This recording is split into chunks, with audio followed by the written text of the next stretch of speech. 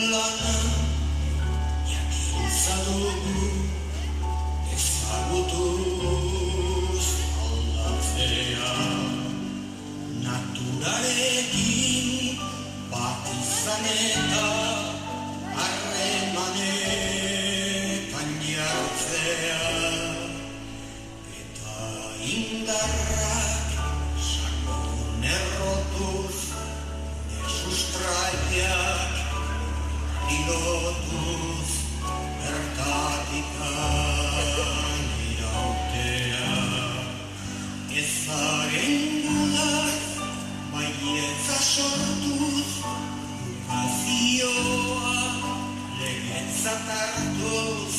beti aurrera joatea usor